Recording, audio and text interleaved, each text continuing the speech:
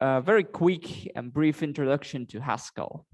Now, Haskell is also a functional programming language, so it's not a new paradigm that I'm introducing today.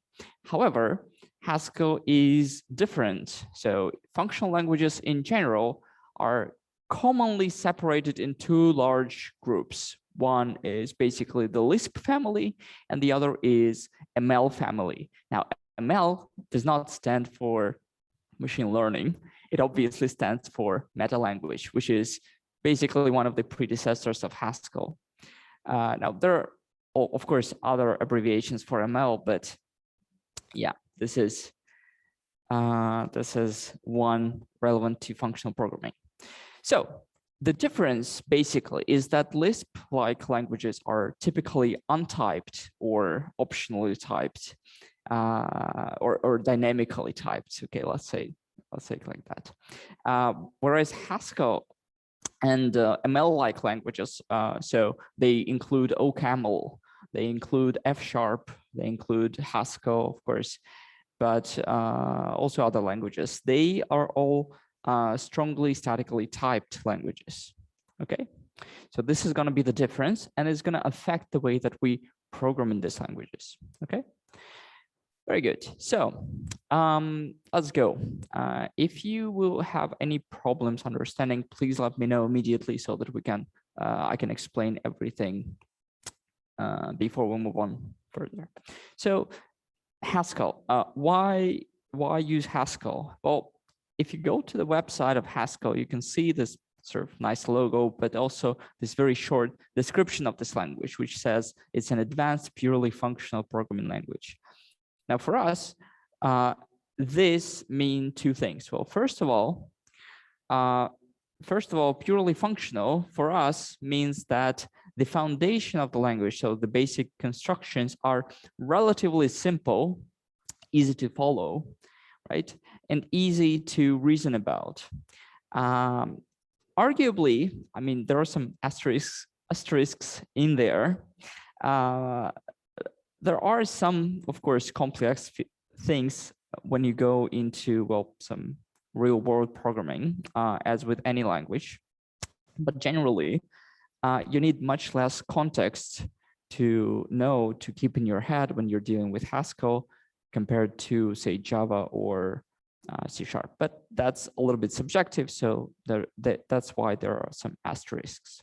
So for us, purely functional means that all functions are pure, meaning that they do not have any side effects, they do not affect any global variables, they do not throw exceptions, well, with a few exceptions, and they are deterministic and stuff like that. So these are the properties that will allow us to reason about programs and effectively use the same substitution model as we used with Racket.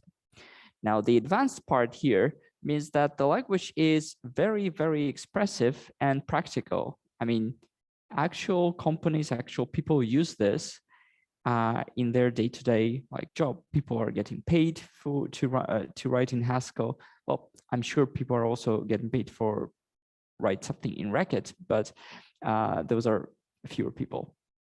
Yeah, so of course this is not Java. Java is like everywhere. But this is one of those languages, and among functional programming languages, this is one of the most popular ones. So if you ever go and choose functional programming as your main thing, this would be a perfect choice. Okay, so what's a program in Haskell? Let's start small. So first of all, we have here a definition or a declaration of identifier X with the value that's associated with it, or expression that is associated with X is 2 + 2.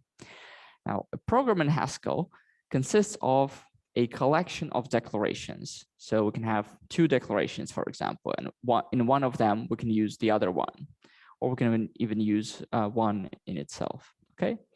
Or we can define a bunch of different things. Now, compared with Racket, Haskell is a little bit more restrictive as to what you can put into an identifier.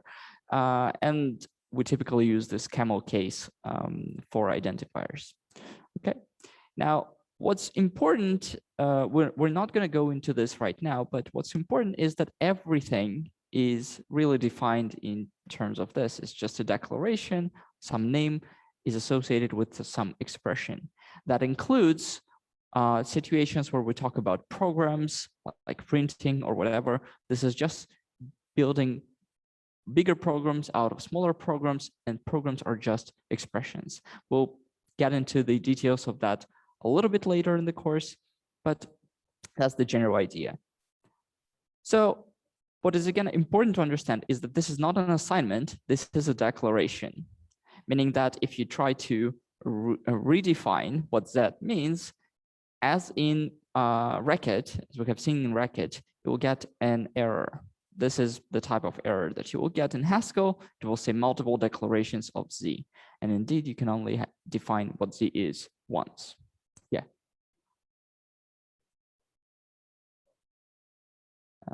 This one? Oh, yeah. Like this? Oh, this is on that thing. This is, yep. Very good.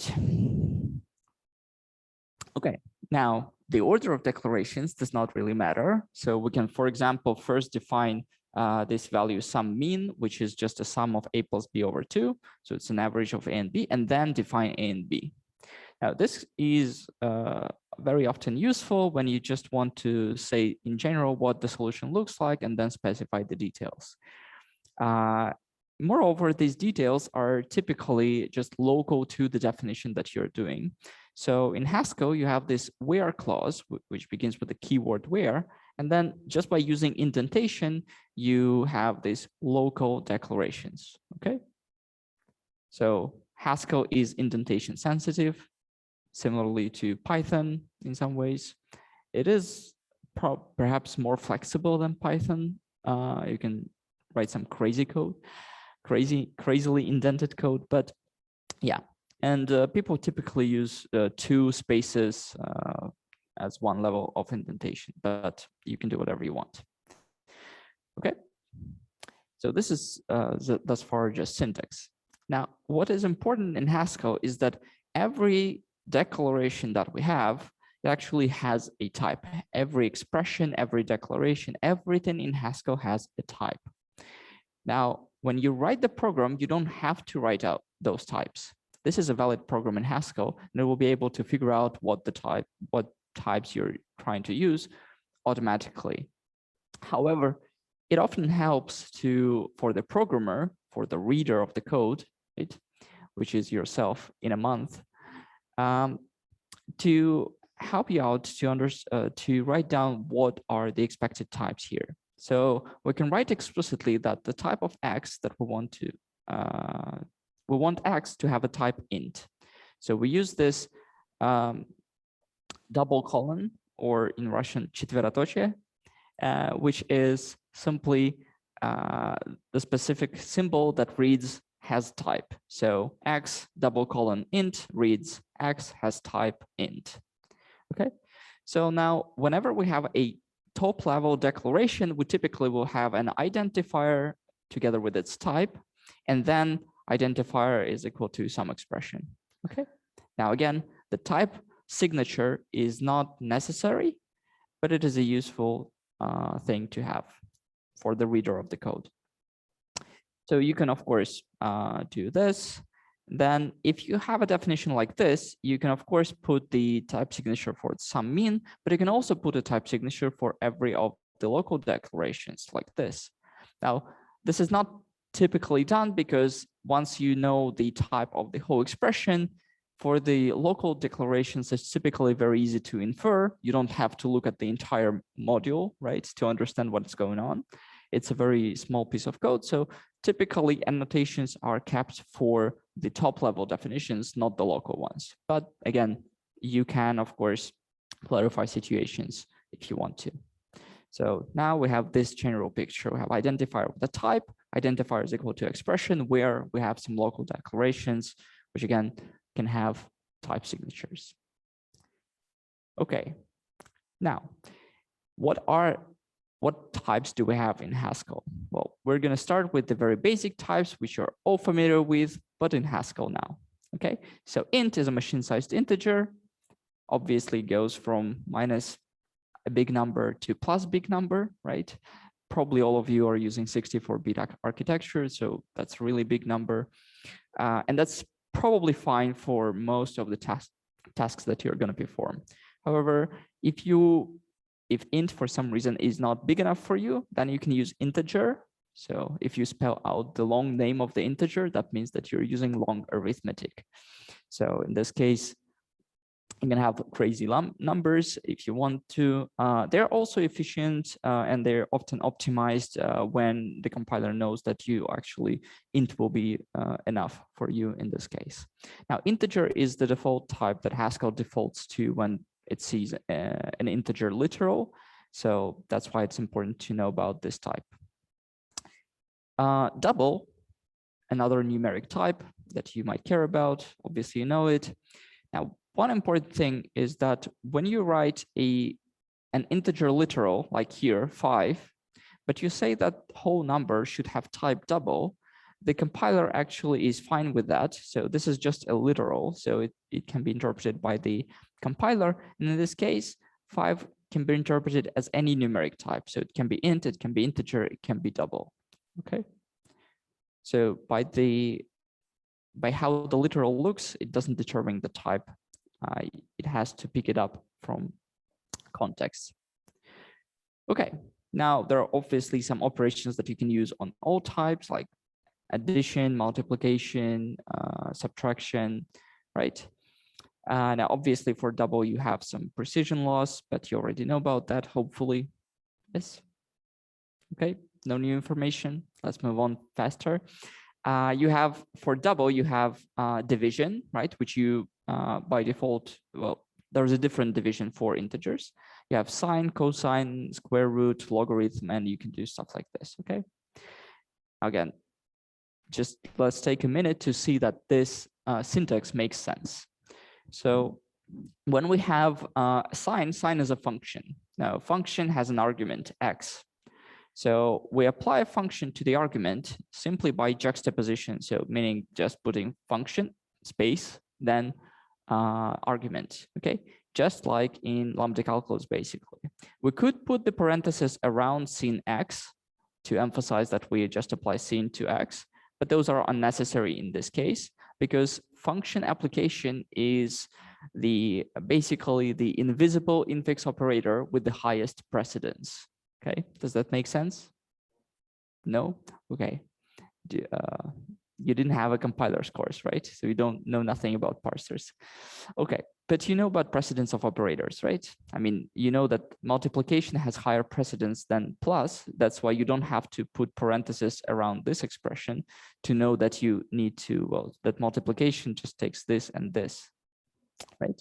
So space, which is function application, has the highest possible precedence. So when you have sin x, you know that parentheses should be placed sort of around it. Okay.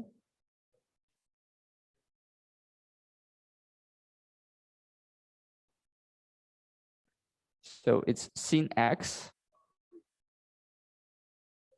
No.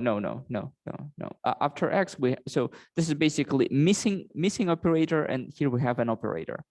So the space itself, it's sort of an invisible operator, let's say. I don't know how best to describe it. You basically have function, then a list of arguments separated by just, well, spaces, or they don't have to be actually spaces. You can put like x in parentheses and that would also work. Okay, just what's important here is that sin x is one sub-expression. This sin x is the other sub-expression. So multiply sin x by sin x, basically getting sine squared of x. Here you have cosine squared of x, and then you add them together. Okay, perfect. So here log is applied to square root of 10. Here, these parentheses are very important, because if you remove this parenthesis, then you will have log applied to 2 arguments, okay, which is not what we want. Okay, very good. Now, numeric operators, div and mod. So div is the integer division, mod is the modulus operator. Okay, makes sense? Very good. Now, the one important thing that you should know about these operators, because you will find this on the internet anyway, is mod and div are often used as infix operators. But typically, if you have this identifier, you can only use, by default, it is used in a prefix style. So by default, you would have to write something like mod, then 55.7, and that would mean 55 mod 7, okay? So these backticks that you put around an identifier make a binary function into an infix operator. That's it. No magic going on, just syntax, moving on. Okay, so now one of the important things in Haskell is that there is no implicit type conversion.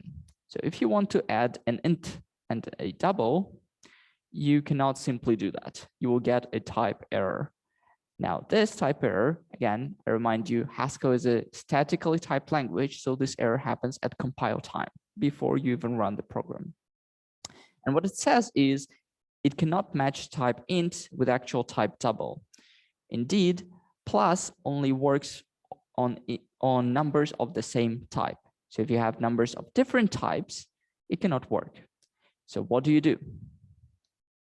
What do you think you do? Yeah, you need to either cast an integer to a double or cast a double to an integer, depending on whatever you want the result to be. So the first solution is to use from integral. So this function, it takes any integer type and returns, basically casts it to any other numeric type. So from integral n in this case is applied to an int and it produces a double. So this is an explicit type conversion. Okay, very easy. The other way around, you can go, of course, by using floor, sailing, or round, which I hope are understandable to everybody. Okay, moving on. Defining functions. Okay, how do we define functions? Well, functions are, again, just declarations where we have arguments. So a square of x, and we just write square applied to x on the left of the equality sign. So this is basically an equation defining square function. So the square of x is x times x. Hopefully this is clear enough. Now, what is the type of this thing? Well, the type of this thing is a function that takes a number, right, and returns a number. So in this case, let's specify that it's a function from double to double. Okay, so functions are written in this way. You have type of the argument, arrow, this ASCII arrow, then type of the result. Okay, makes sense? Very good. How about functions of 2 arguments? Well, very easy. You just specify 2 arguments, okay? And now the type of this function is double, arrow, double, arrow, double. Here, the first 2 doubles are the types of arguments, and the last one is the type of the result. Okay? Question?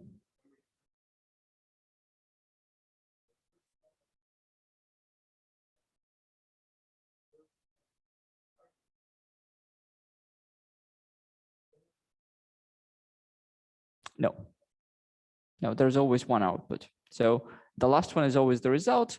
The first 2 are arguments. We'll dig a little bit deeper into these types in the next lecture. But for now, this is fine for us. It's just 2 arguments, and this is the result. Okay. Yeah.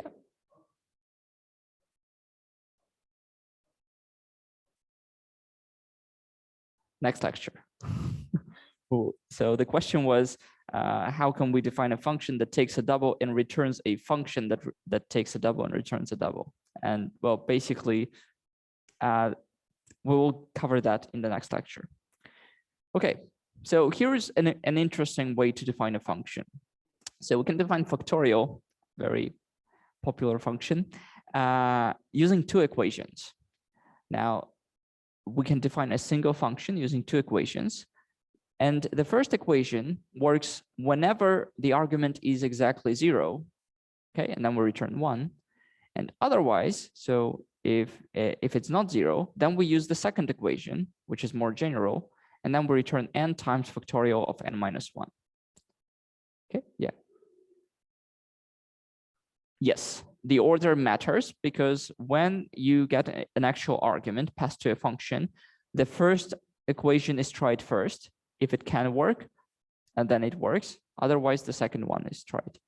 Okay, so the order of equations for a single function does matter. Very good question. Okay, Boolean type. Very boring. Of course, you can define otherwise as true, lie as false. This is all simple. Now, true and false start with a capital letter, just making sure. What's important, what's interesting about Boolean type is, of course, the use of conditionals. And of course, in Haskell, you have this if then else expression, which of course we're not going to use, right? Just like in Racket, we have a more nice thing. So suppose that we want to define an expression that is basically a maximum of two values that are locally defined here. I mean, we could make them arguments, but let's just make them here. So what we can do is, just like in Racket, we can specify a list of conditions, each with whatever we want to return if that condition is true, right? So we write this with this vertical bar first, then logical expression equals, and then what to return if that logical expression is true. Okay, so if x is greater than y, then we return x. Otherwise, we return y. Now, why does this last line work? Well, otherwise, by definition, is true. So this is basically a catch-all thing. This is like else in Racket. Okay, makes sense? Sorry. It's in standard library.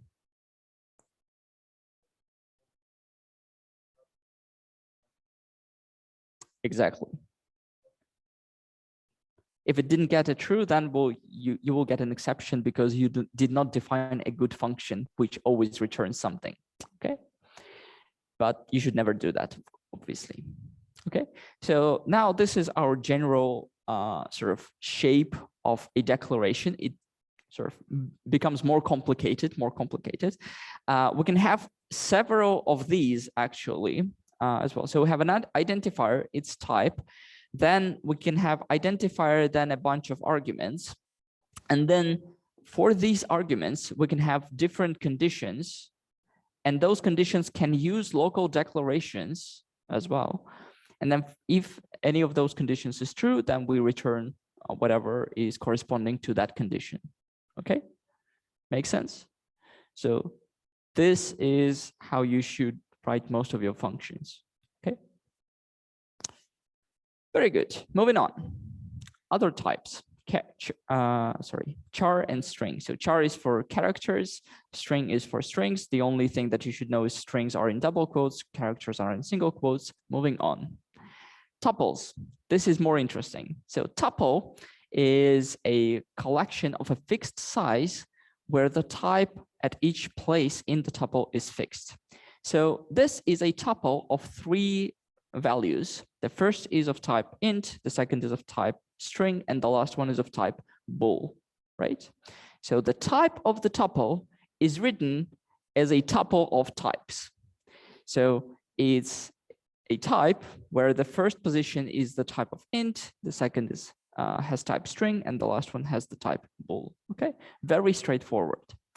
So what's important is, of course, that you can have different values of the same tuple type, and you will always know that the first element is an int, the second is a string, and the last one is Boolean. Okay, so this is a way to organize your data. Well, one of the very simple ones. Okay, so you typically encounter tuples either of size 2, where you have just some data attached to another data temporarily. Like, for example, you can have a list of pairs of a student with they are great, for example, when you're processing something. Or you can have tuples representing some sort of points or vectors in space, 2D space or 3D space or whatever space. Okay, these are the common uses for tuples. Okay, make sense?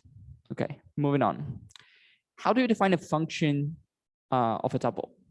So if somebody gives you a tuple as an input, now remember that a tuple is just one single value.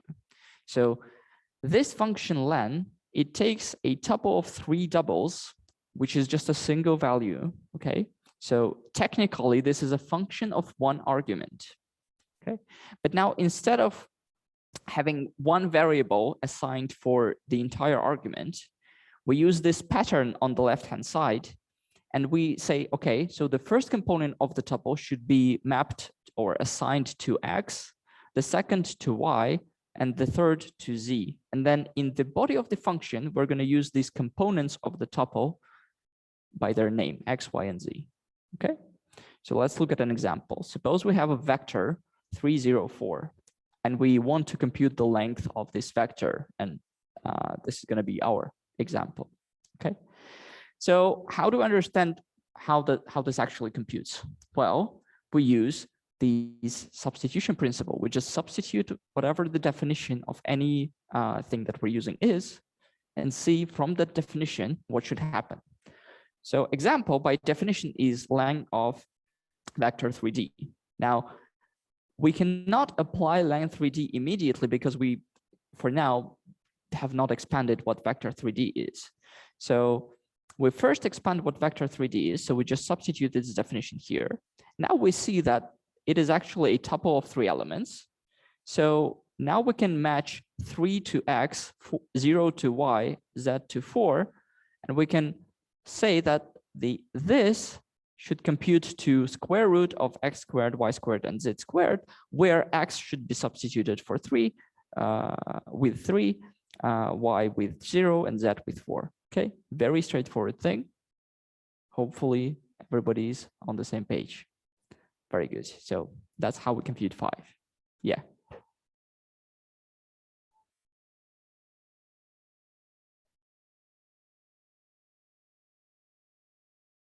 Yes, of course, because if you do x, y, z, then you have 3 separate arguments.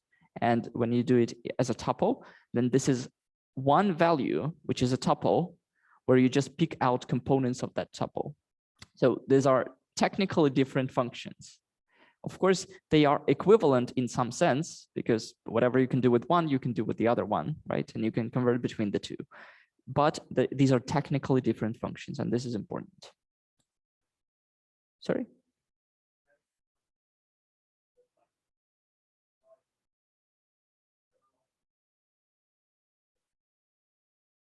That depends on what you're working with. If this represents a vector, then you would most definitely want to have this as a single unit of data, okay? Not as separate arguments, but as a one tuple.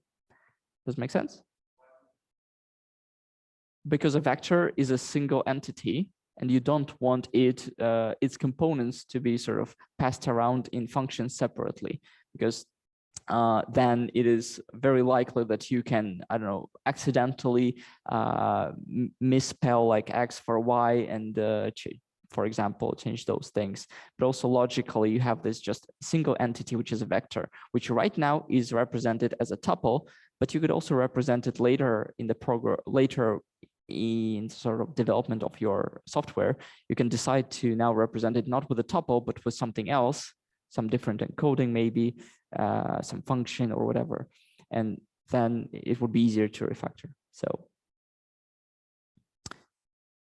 okay, now a very easy thing. There is a sort of degenerate case of a tuple, which is the empty tuple. Now, the empty tuple has type, well, empty tuple. It's written the same, but these are two different things. This is a value, and this is a type, okay? Now, this will be important later on. For now, just remember there is an empty tuple, but basically in purely functional code, it's mostly unused. Yeah.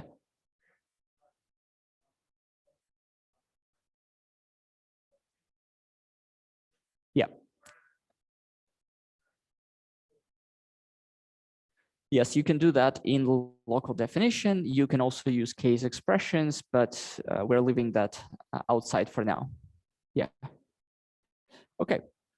Yep. No, there is no one tuple. There is 0 tuple, this empty tuple. There is 2 tuple, 3 tuple, 4 tuple, etc. There is no one tuple, because when you put one value in parentheses, the parentheses are interpreted as just grouping some value. Okay. But it also, I mean, okay. So lists. So lists are similar to tuples in that these are just collections of data. Now, the difference is that lists store arbitrary number of values of the same type. So you can have, for example, a list of numbers, right? So this is 1, 2, 3, a list of numbers. Use square brackets instead of round ones for lists. And the type of this list is a list of integers. Now, the type of this type is written as the type of the elements of the list in square brackets. It's a little bit confusing, but this is the notation that we're stuck with. New people always well, very often complain about this syntax, but well, this is what we have in Haskell. Okay, so int in square brackets means a type of lists of integers. Okay, you can of course have lists of strings, or you can have lists of booleans, or you can have lists of tuples of string and int. Okay, or you can have lists of int. Okay. Now, what's important and what's different from Racket, for example, is that lists are indeed homogeneous, meaning that all of the elements in the list have to be of the same type. Okay, they are always of the same type. So, for example, if you try to combine a list of a number and a string, what you will have is, of course, an error, a type error. And now this type error is a little bit cryptic, but what it essentially says is, well, one of the items in the list is a number, and then the other one is a string, but strings are not numbers, so I don't know what to do. Okay, this is what it does. Now, string, as you can see from this error message, strings are secretly lists of characters. Nice thing for some very simple stuff, not very practical. So in practice, nobody uses strings except for some simple things. Yeah.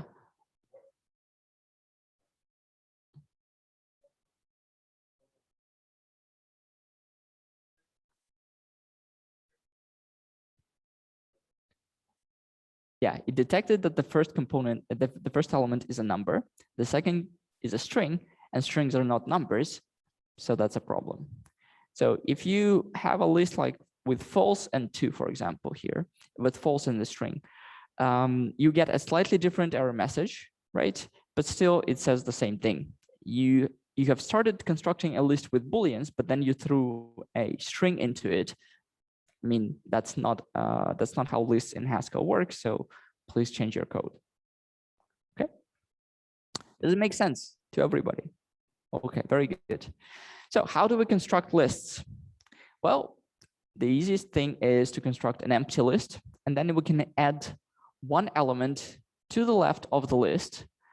And we do this in Haskell by using this colon operator. Now, colon operator is exactly the same as cons in Racket in the sense that it just adds one element to the left of the list. Okay, so we can do this like iteratively, or we can construct the entire list like this.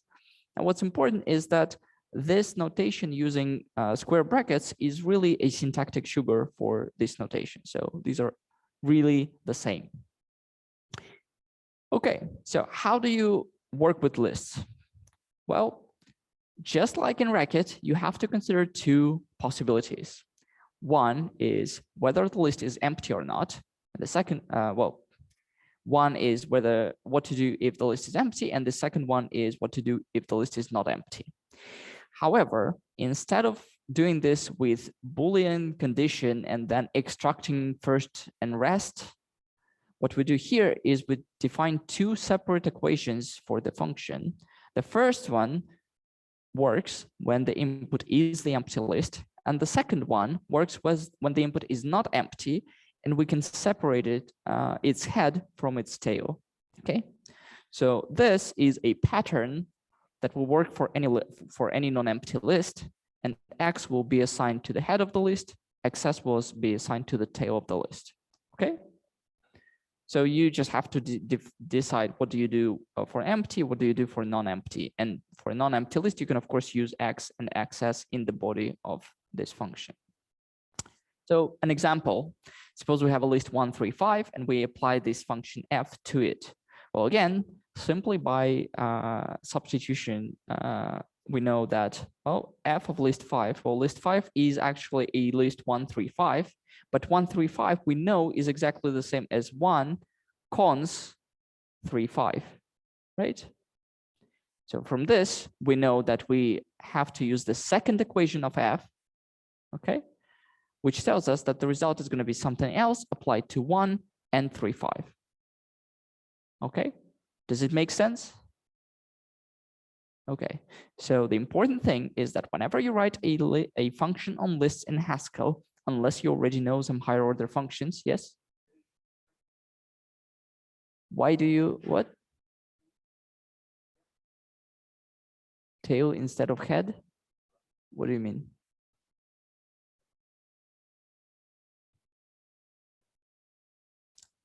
Can you get the last element of the list? No, not exactly. So this is, well, in some sense, a limitation. But again, remember that lists here and in bracket are singly linked lists. So it is very easy to get the head of the list. It's very difficult to get the last element of the list because you have to traverse the entire list. Okay, you can think of this in those terms. Okay, so an example, if we want to define a function sum that takes a list of numbers and returns the sum of those numbers, we have to define what happens for an empty list. What should we return for an empty list? 0, right? And then if the list is non-empty, then what we would like to do is we would like to use recursion. So we have the head of the list X, we have the tail XS, and we would like to probably do the recursive call of the tail. So then we just sum them up. Okay. Sorry? No, because whenever you use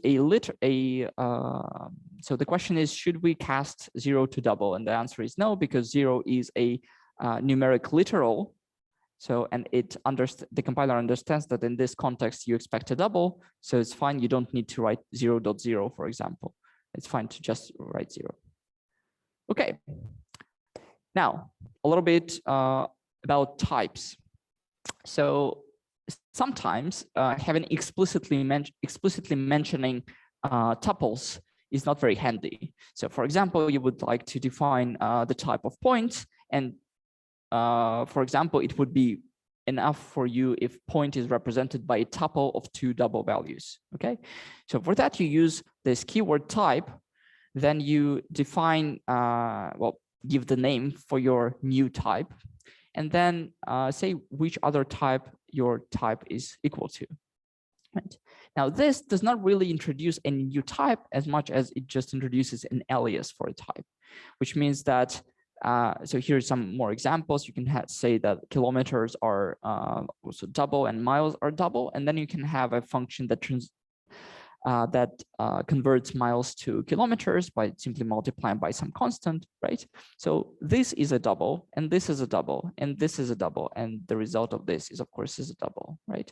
So you can just replace double with kilometers for readability, but it doesn't really change anything about the code. So this is only about readability, okay? So type aliases are fine, but in real programs, you try to avoid them as much as possible. And we'll discuss that, I guess, later. So yeah, it's fine to use them for now. We will learn to do better with time. I will show you one example of how you can do that right now. but it's fine if you use types, just type aliases right now. Yeah.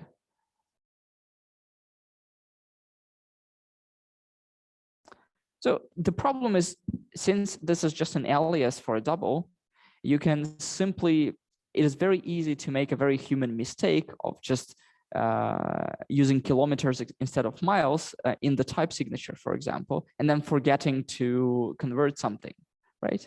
So you probably have heard of this very famous explosion of some shuttle, blah, blah, blah, because of the type conversions between metric and imperial systems. So yeah, this is the stuff that can sort of lead to problems.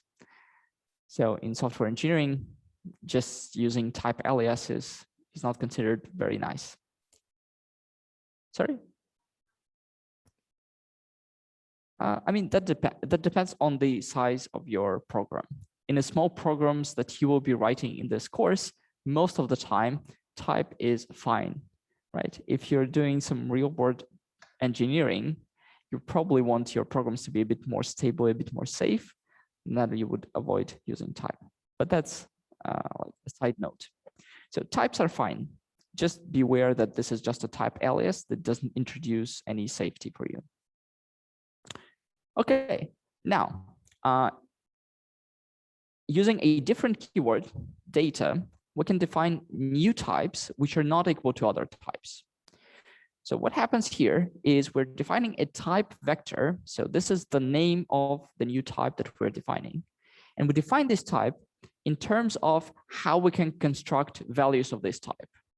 So in this case, we have only one way, only one what's called value constructor. So MK vector here is a value constructor, meaning that it is something that can take some arguments probably and construct a value of type vector.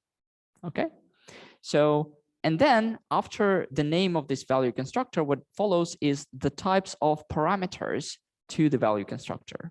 Okay, so here what we're saying is a 2D vector can be constructed using MK vector provided two double values.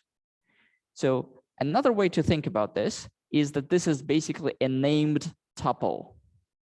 Okay, yeah. It is a function, but again, for now, it's not very important. Yeah. I mean, so in Haskell, essentially everything is a function. So yeah. So for example, if you want to construct a vector like 3, 4, now you can use this MK vector and pass to it two arguments, 3 and 4, to construct this vector. Okay. On the other hand, if you want to consume a value of this type, if you want to write a function that takes vector as an input, it is now enough for you to only consider what happens if somebody constructed a vector using MK vector, meaning that it is enough for you to write a function that takes MK vector of x, y, and then x will be assigned to, well, the first parameter of MK vector and y, the second one, and then you can use them in the body of the function. Okay. So value constructors can be used to both construct values and, well, deconstruct or rather pattern match. Okay. Does it make sense? Yeah. Yeah. You use it for construction. You use it to extract parts from this vector. Yeah. Okay. Does it make sense? Well, this vector is not equal to any type that exists. We're creating a completely new type, right? So it is not interchangeable with anything else. With the type example, miles, kilometers, and double are all interchangeable. So whenever you use double, you can just write kilometers instead of double and everything will work. Here, vector cannot be substituted for anything other than, well, vector itself. Okay. So what's important to have here is that these blue bits are types. The yellow thing is not a type, it's a value constructor, right? So the blue things are available, or you can use them when you construct types, right? Yellow things you can use when you construct values. So expressions that you use on the right-hand side of equality, for example, or when you pattern match, okay? So you will never see a type when you define a value, right? You will only see type in the type signature.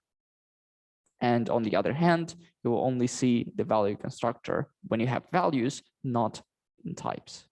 In fact, in Haskell, types and values live in sort of completely different namespaces, which means that if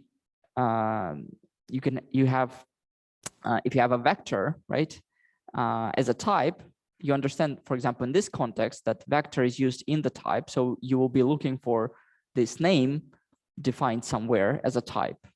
On the other hand, here, you will look for mk vector as a value. So you will look at some value constructor defined somewhere, okay? Now, this means that since these namespaces are separate, you can use the same name for the type and for the value constructor when there is only one value constructor. And this is very often done. So here you have vector as a type and vector as a value constructor. Now, these are completely different things that have the same name, okay? Now, this is important to know because it is very common that people do this, just have the same name for the type and the only constructor that they have, okay? Just to avoid confusion, remember that this and this are different things. This is a type, this is a value constructor, okay? Hopefully this makes sense, but of course, we'll see more with practice. So you can have many different this named tuples defined this way, and we will see other kinds of data types that you can define in the next lecture. For now, this is enough. So student, for example, can be constructed with constructor student with parameters year, name, and grade. Menu item can have title and price or something like that. So one thing that you can do is you can do named tuple of size 1, right? That's what you wanted. Now, there is no regular tuple of size 1, but you can have a named tuple of size 1. So these are what's called wrapper types. Wrapper, as in they wrap your value into an extra constructor, sort of. Now, if we define kilometers and miles this way, now these are new types. They're not equal to double. They're not equal to each other, okay? So now if we take the same function that we had before, miles to kilometers, which takes miles and returns kilometers, right? This code will no longer work. It will produce a type error. Why? Well, because first of all, here we have miles, right? So if we multiply some miles by something, it will still be miles, but we need kilometers, and this is a different type. So the type system actually helps us by saying that, well, you forgot some sort of conversion here. Well, in this case, we are writing the conversion function, but you can imagine if you're using miles and kilometers in some formulas, this will tell you that you need to convert. So to fix this function, what we need to do is, well, first of all, we need to convert this result to kilometers. So we can use kilometers value constructor and apply it to the result of multiplication. Okay. Now, of course, that will not work, right? Right, because of course, kilometers as a value constructor expects a double as its input, but what we are passing to it is miles. This is not what we expect.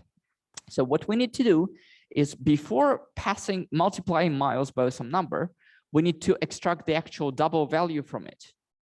So to do that, we need to pattern match here using miles value constructor, okay? So this is, you can hopefully see now the wrapping and unwrapping happening, right? So you have a double value that is wrapped inside of miles. You unwrap it, you take it outside, you multiply it by the number, and then you wrap it into a different wrapper type, which is kilometers. Okay? Makes sense? Now, of course, everywhere else in the code, instead of wrapping and unwrapping, you will just use miles to kilometers, right? Or kilometers to miles, or some other conversion. Okay, hopefully that makes sense. Now, for now, you don't have enough instruments to make this actually very useful. So it's okay if you use type aliases, but we will have more instruments in the future. Now, to practice Haskell, you can and should install Haskell, and that will be your homework. But for today and Wednesday, it will be fine for us to just work in an online coding platform called Code World. And what we're going to be doing there is we're going to be using pictures, okay? Just like with Racket, we're going to be using pictures. Now, these pictures are slightly different, but you can just find whatever you need in documentation. So the important thing is that you need this /Haskell at the end. If you don't put the /Haskell, if you don't put this /Haskell, then you will find yourself programming in some other language. So let's just very briefly look at this code sample. So what happens here is we have main, which has some type. It's not really important what this type is, it's just a type of main, okay? And its value is drawing off my picture. So my picture here is a declaration that we define as a picture, right? And drawing off is essentially just a program that renders this picture. That's it. So what's a picture? Well, a picture, just as in Racket, it's just a combination of other pictures, okay? Now, what's important is that we will be using this operator, which is 2 angle brackets, which is also sometimes called a diamond operator, okay? And this diamond operator is essentially just a function of 2 pictures that just lays one picture on top of another. So it's a superposition of pictures, okay? We'll be using this a lot. One is on top of another.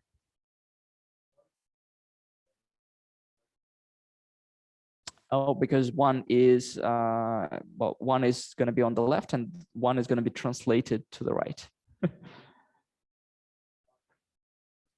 Yeah, one on top of each other. Yeah, probably. Yeah, I could probably rename this as like top and bottom. Yeah, but then again, vertically or in the z-axis. Okay, solid circle. So you can see here that solid circle is applied to an argument, which is a number. So the actual type of circle is a function that takes a double, which is the radius of the circle. And yeah, should be called disk really, but okay, solid circle. It takes the radius and produces a picture, okay? And another function is called translated that is used here. It takes 3 arguments, a shift on the x-axis, a shift on the y-axis, a picture that needs to be shifted, and the shifted picture as a result. Okay, very straightforward. There are more functions, of course, that you can look up in the documentation, but this is the basic that you need. Now, one probably thing that I would like to ask you is, what is the type of drawing off? Just see if you can figure out what is the type of this function. Yeah, so you can see that this function has is its argument a picture, so we know it's going to be a function of picture, and the returning value is going to be, well, whatever the main should return. Otherwise, the types would not match, right? So it's indeed is going to be a function from picture to IO of empty tuple. Okay.